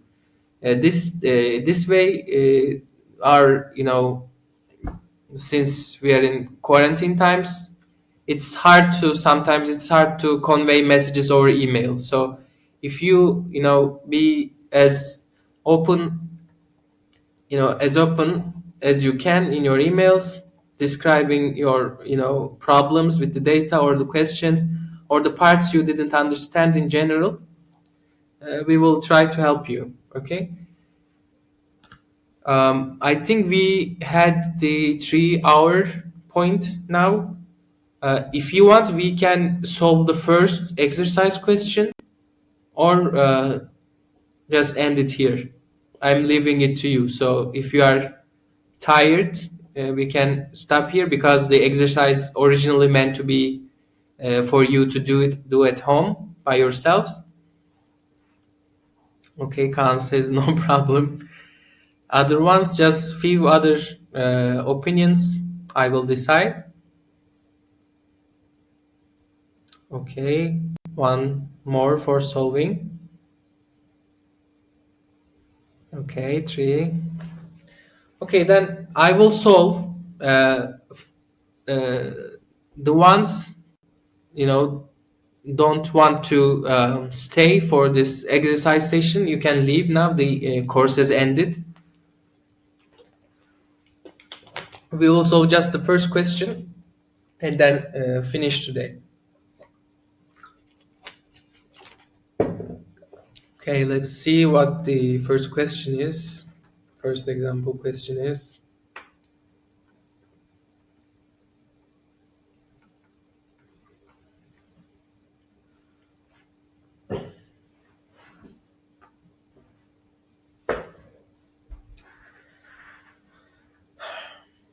Okay, this is a relatively short question.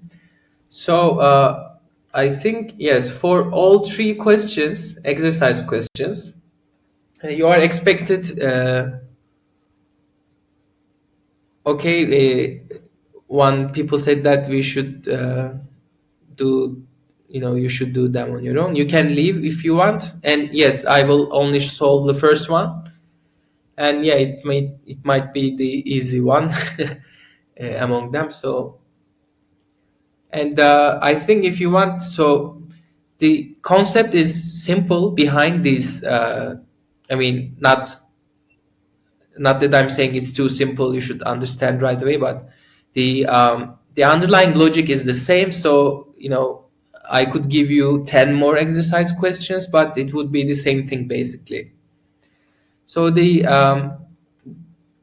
key thing doing this contingency test actually, it lies on your ability to subset these data correctly, play around with data, change the order of rows or columns.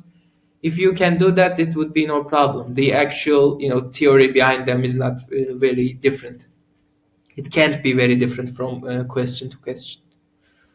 Okay, so let's move on to the first one.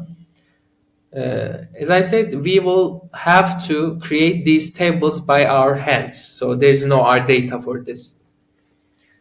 Okay, let's read about the experimental study. So this is just a basic study on 200 students investigating the effect of having a vitamin A supplements or having placebo pills and getting cold in winter or not. And this is a very evenly distributed data, let's say, between the vitamin A and placebo groups.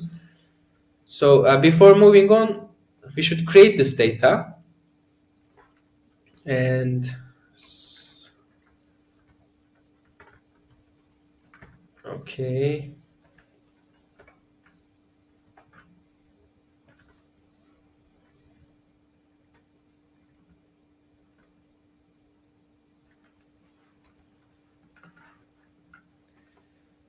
So the exercise 1. Okay, we should first create this data. Okay, bye for the ones who leave. Okay, we should first create the data. So remember, in the other examples, in the in-class examples, we had the data in the row form, meaning we had a different row for each observation, and we then converted it to a frequency table. But this time, the table is already given to us in the verbal form. We should just create a table from this. So there are many ways of creating tables, and in the case of the tests we are going to use, it doesn't have to be a table. It can be a matrix or data frame. So creating a matrix or a data frame is more easier, and specifically creating a data frame is the easiest one. So maybe if you don't remember, the syntax to create a data frame is that we have a function called data frame, and we just supply the names and values for each column separated by commas. So let's say I want to create the table on the right. So what are the column names? The first column called cold. And what are the values in this cold column? We are going in column wise, remember. So 15 and 25. We don't need the margins. We can make R to create the margins for us. So what is the other column? It's called no cold. It's called the no cold, meaning not getting cold. And what are the values? 85 and 75. 85 and 75. This is the table basically. So let me just switch windows. Okay.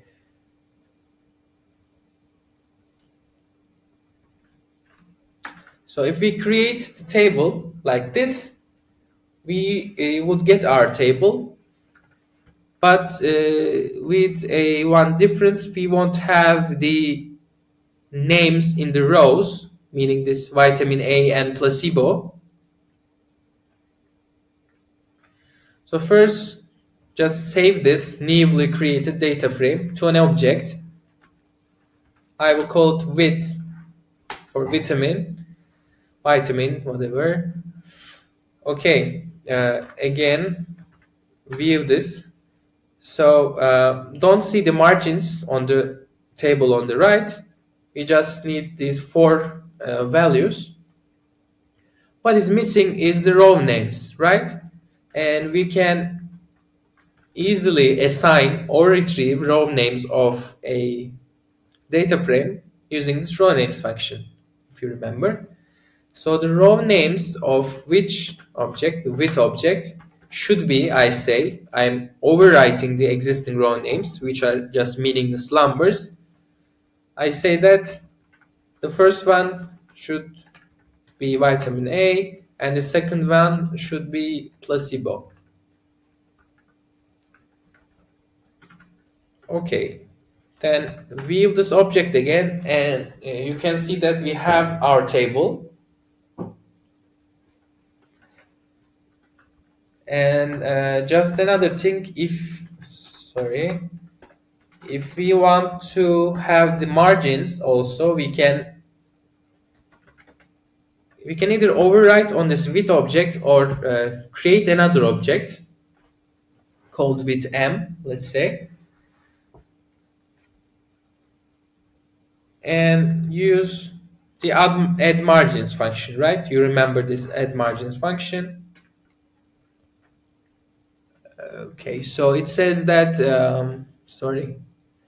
it says that the add margins function can only be used with tables, and there is no easy way that I know convert a data frame to a table. It would do some different other thing, I guess. Maybe try have a table. Okay, so it's not possible. So the thing I said was dumb actually. So we should create the whole table using this data frame function. So this time, if we were to include all the values, we have another column, right, called total on the right. And let me just reiterate. So in the first column, we have 15, 25, and 40, if we are including all the numbers. And in the second column, we have 85, 75, and 160. And the third column, we have 100, 100, and 200. And since we will have an additional row, okay, so if we run this,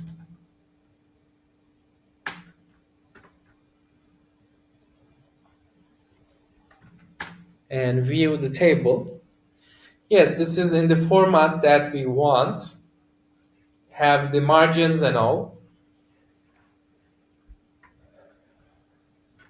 Okay, so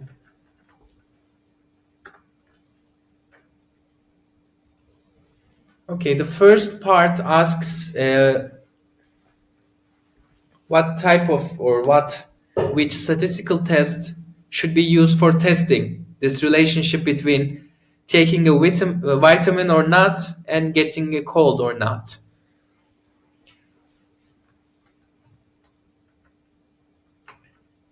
So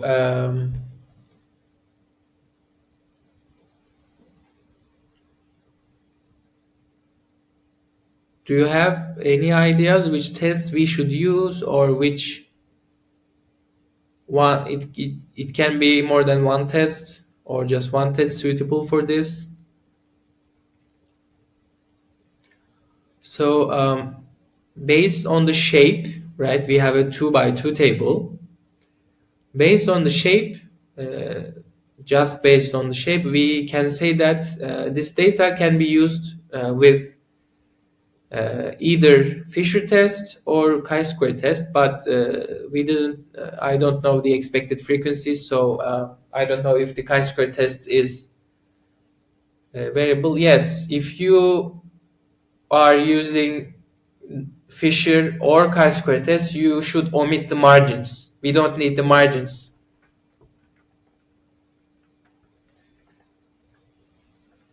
So let's go back. Okay, let's say this is the width, and I will create another. I will call it width F, using subsetting, so that this new version wouldn't include the margins. So how can I do that? I only want the first and second row and first and second column. So the way to do that is this. If you remember this syntax, it just creates a sequence of numbers as a vector. This would only include 1 and 2, but if we had 1 column 5, it would create 1, 2, 3, 4, 5, etc. So by doing this, I would only get the first 2 columns and first 2 rows to use it in other functions, let's say. Okay, that seems about right.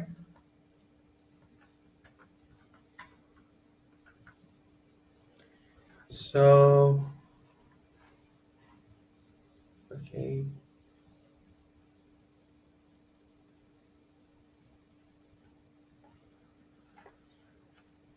So buried, let's say, in the question, it says that if vitamin A supplementation was effective in preventing cold, meaning that the actual question, you see, so sometimes the questions are not very, openly written. It can be.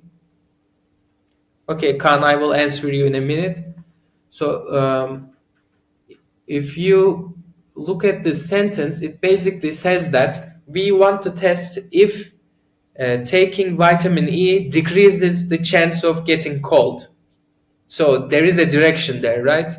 So we should use the Fisher tests if we want to get, meaningful results. Okay, so now Khan's question. So you say if you want to take first and third rows and columns. Okay. So it's the same thing. You just replace the twos by threes, but this would be meaningless since this is already a 3 by 3 table. It would give you the table itself, like this. So if you say, okay, not the second one. Okay, we can always use this good old C function for creating vectors, right? I think each of you should know this. Yeah, you can do it like this. So now we only have the first and third columns. So since the columns and rows that I wanted to take was in order, meaning there are no interleaving ones, that are no bad ones that I don't want them in between, like in the second example here, I can just use the column notation, or let's leave it as that. This would be give the same result. Alternative to the above approach. Okay. Okay. No, it's good you ask questions so that maybe everyone can remember things.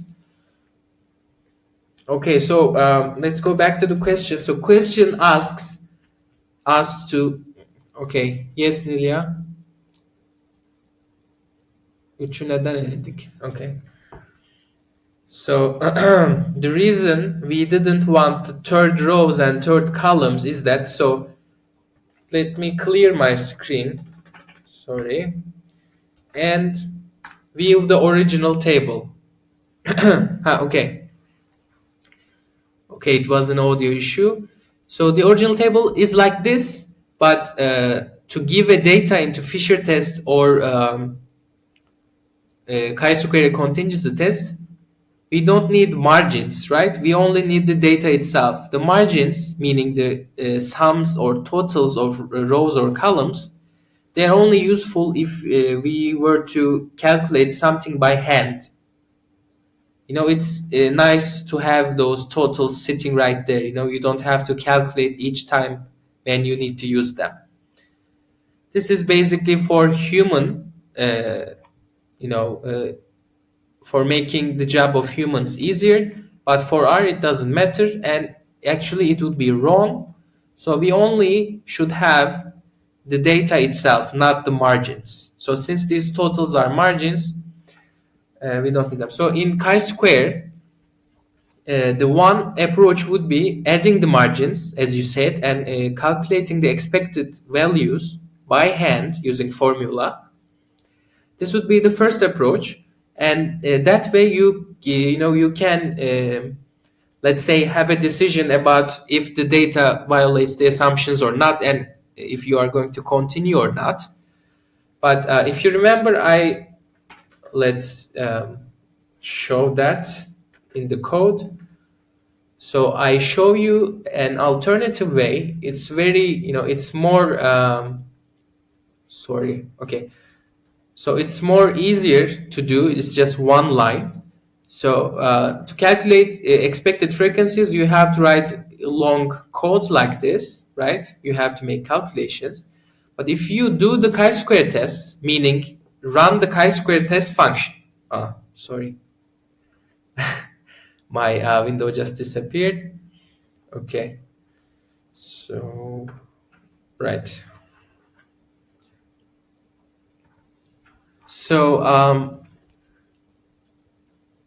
if you just supply this 2 by 2 table, not the margin ones, let's see. Okay. So let's see what was the worm freq.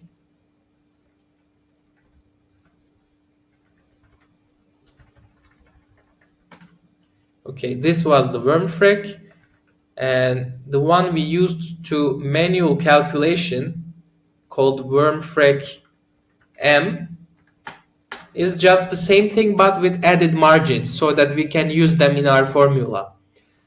And you are right, we have to calculate the expected ones, but you can, you don't have to do it by hand. If you run this chi-square test, okay, but not look at the p-value, you can just look at the expected probabilities like this. Okay, in one line you can calculate the expected probabilities of all your cells, so you don't need to do it by hand like this. This was just to show you, how it's done mathematically, and just a let's say review on subsetting, let's say.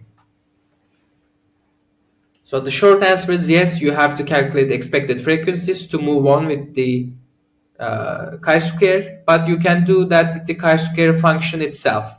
Okay, glad it's clear. So going back to the question. Okay. So we were to. Okay, neden Fisher'da karar kıldık? Okay, I was just going over that part. So in the question, it asks, so the data is like this. Some students have received vitamin A pills. Some received placebo pills, meaning they're just nothing inside them, drug-wise. And those two groups of students were recorded if they catch a cold in the winter or not.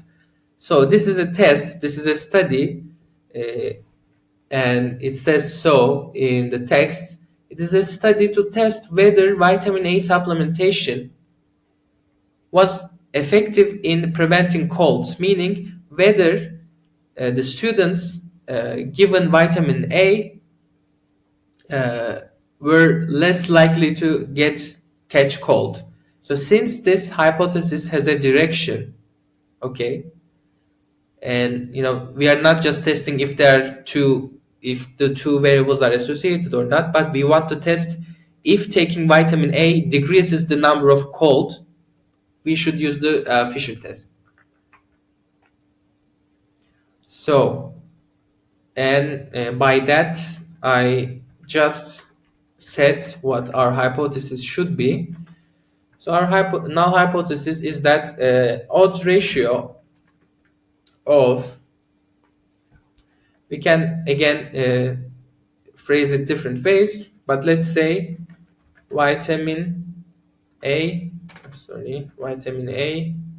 placebo in getting, let's say, in catching cold. So I expressed this differently from the question. So the null hypothesis should always be equal to 1, right? Oops. The alternative hypothesis should be, so since we want to test the odds of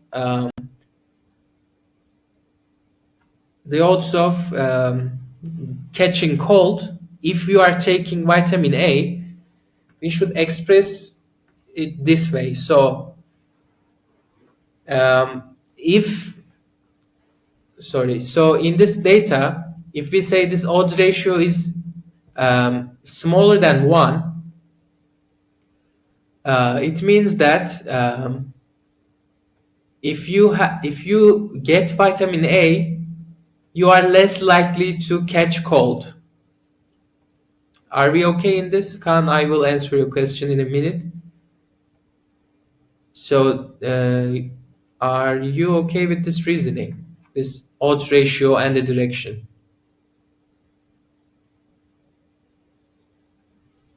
And regarding your question, does top left data always indicate our odds ratio direction? Yes. It's always like that. So if you don't want the odds ratio to be calculated that way, you should just change your data's column direction. Okay? And I think we might have to do that here now. So look at our alternative hypothesis.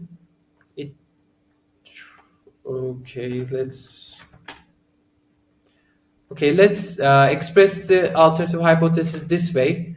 So in not getting cold, okay. So this is the biologically same thing, but pay attention what it says.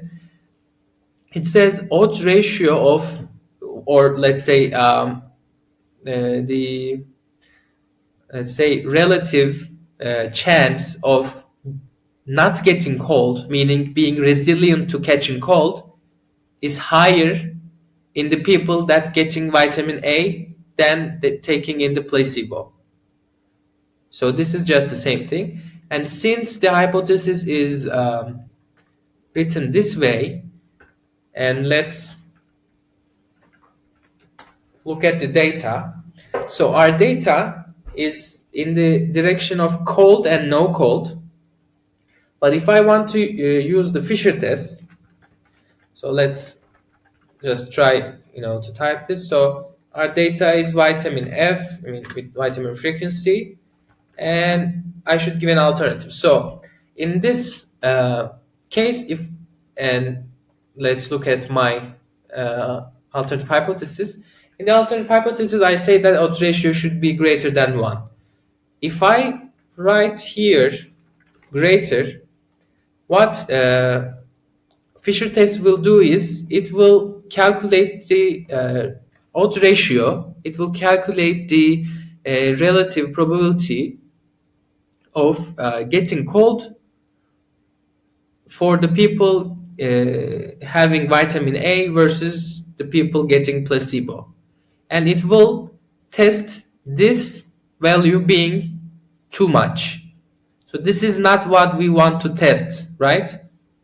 So do you see the difference between what writes in my alternative hypothesis in the comments as a text and what the Fisher test will do?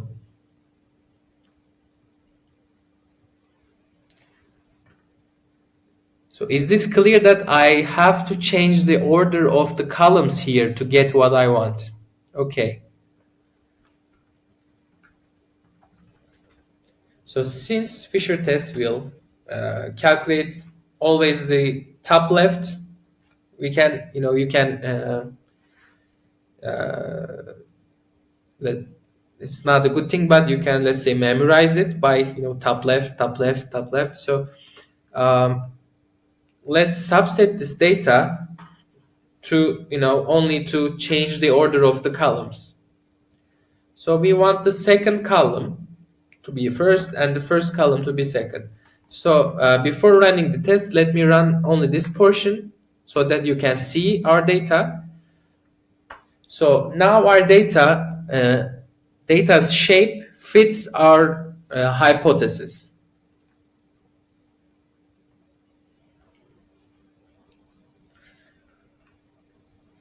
Again, reiterating, so the Fisher test will test if this number, let's say it's not testing this mathematically, but proportionally, if this number is too high, meaning if taking vitamin E is associated in, being highly resilient to cold.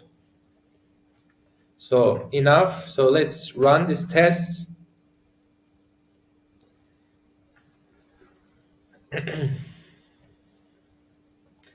So if you look at the p-value, it's 0.055, and if you were to round that, it's 0.06 basically. I mean, approximately. So it's on the edge, right? It's not good. It's not really less than 0.05. So we have, we failed to reject our null hypothesis basically. So what our null hypothesis was, there is no association between taking vitamin A and catching cold or not. So since we cannot reject this null hypothesis, we can say that there is really no association with, respect to getting vitamin A or not, in respect to getting cold or not.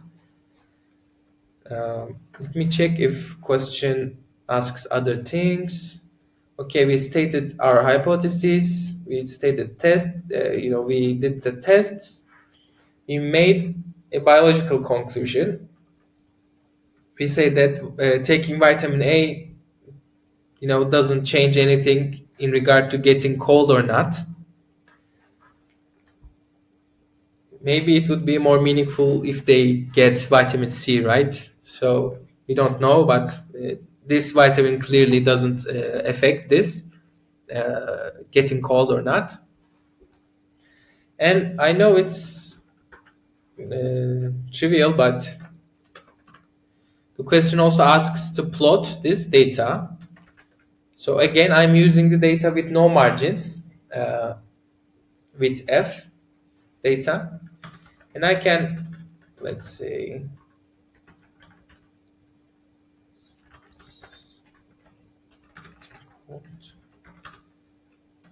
and give it a color, whatever. Okay. Oops. Okay, I forgot to make it a vector, you see?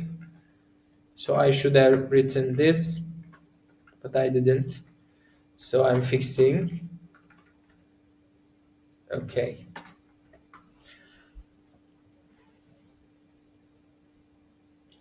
Okay, and I know we already did the test, but if if I did remember this and we did this, so you can already see that regardless of being in the vitamin A group or in the placebo group, the majority of people didn't catch cold. And just by visually checking, vitamin A didn't seem to increase much the no cold situation. And we already did the tests and see that this p-value is not significant based on our let's say common threshold of 0.05. Okay, so you are colorblind. Yes, it's an issue. We have to be more careful, but it doesn't matter. We don't want you to match the colors. It's just make a color, whatever you want. But I understand it would be, not good for you. Okay, I will try to do that. So this was basically the question. Okay, this was basically the question, and we answered it. Are there any points you didn't quite understand? If not, we will end this now. It's been too long, I guess. 2.5 hours or so. Okay. So I thank you for you. I hope you understood. So actually, I wanted to see. Okay, I will answer Khan. You can leave if you want, but actually, if you don't leave, I want to ask you something. I will also send an email, but it would be nice to hear your opinion too. Here now live. So we graded your lab midterms, as you No, not all have been finished, but I graded my questions, and it was related to subsetting. And I actually, there is like 5 or 6 different parts of the question, and basically 4 of them were the same. There were repeated subsetting of data depending on different conditions, and the ones that understood, the ones, I mean, you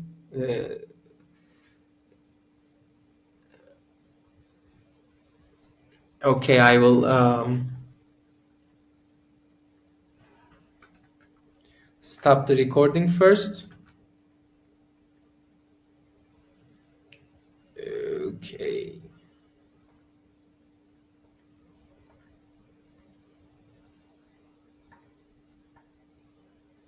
Okay.